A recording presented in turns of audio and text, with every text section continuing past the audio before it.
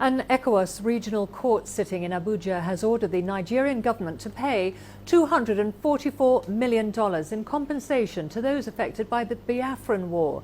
The court has found the Nigerian government guilty of failing to demine and remove unexploded devices from the 11 states where the civil war was fought between 1967 and 1970.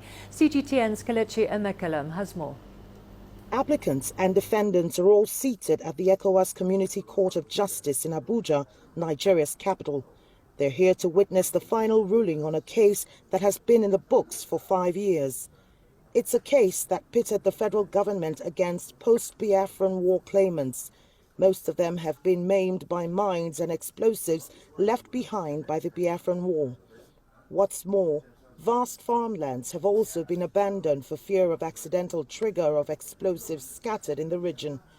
And finally, the government has not just agreed to rid the region of explosives, but also pay those who have suffered the consequences of a war 47 years after. Not only will there be compensation to people that lost their limbs, that were victims of various explosions, landmines, but also the farmlands will be cleared.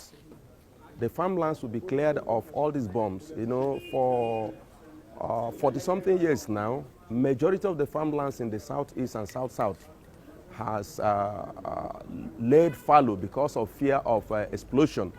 Almost $140 million of the total award would be spent on compensation of war victims, and over $100 million would be spent on demining and destruction of unexploded ordinances. This is the only regime that had given life to the 3R, the reconciliation, reconstruction and rehabilitation.